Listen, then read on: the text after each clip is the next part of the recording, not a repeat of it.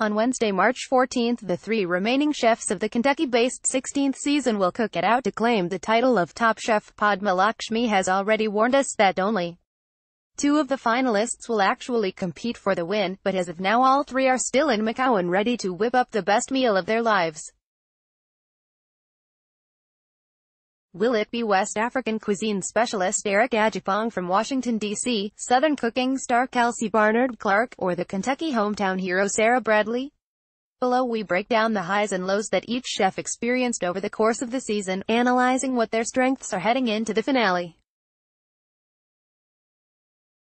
Read what we have to say, leave your own comments down below and be sure to vote in our poll of who should win Season 16, Top Chef, Kentucky. See Top Chef 16, Episode 14. It's the Last Supper for Michelle Minori. Eric Adjepong. In terms of win record, Eric is out in front with 3 individual wins in elimination challenges, Episodes 6, 10 and 11.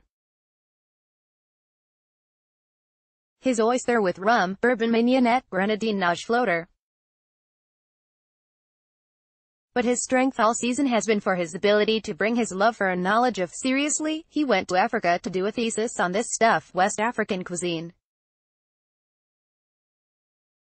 He showcased those flavors best during the Muhammad Ali-themed challenge with his Rumble in the Jungle, Fufu Plantain. What isn't working in Eric's favor is that his only 2 times being on the bottom end of challenges was in the last 2 weeks, Episodes 13 and 14, both of which were in China where he was tasked with incorporating Macanese flavors and ingredients into his own style. So I guess he's on a bit of a downslide. But then again, when you're down to only 5 and 4 chefs, respectively, then someone has to be in the bottom, and it's only fair that Eric visited that spot at least once in the competition, right? See Top Chef winners. Where are they now? Seasons 1 to 15.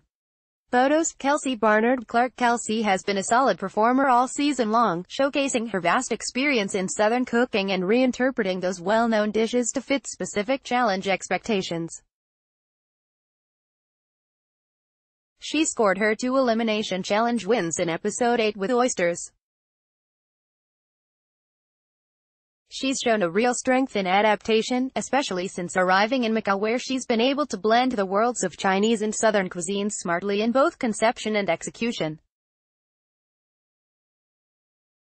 Kelsey's vulnerability in the competition, especially for claiming the win, is that while she can adapt what she knows within the competition, the scope of her cooking seems otherwise limited to her Southern foundation.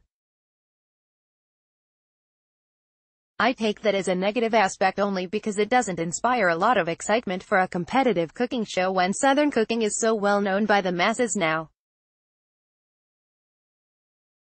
Ultimately, I question whether the judges see a potential in Kelsey to bring something new to the table, so to speak. See why Top Chef, in its 16th season, is still the creme de la creme of U.S.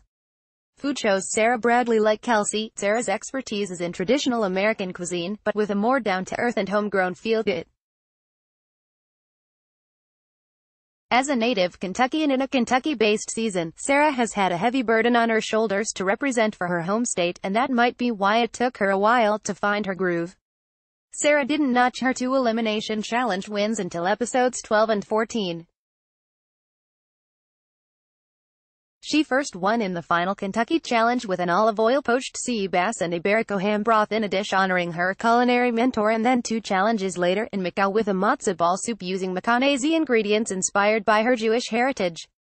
Sara's best cooking is when it comes from the heart, grounded in what she grew up eating and with ingredients she's used to working with. Because Sara bloomed so late, there was a lot of opportunities where she may have gone home. Indeed, Sara scored within the bottom tier of dishes 5 times this season, far more than either Eric or Kelsey, and a lead for any chef in the competition.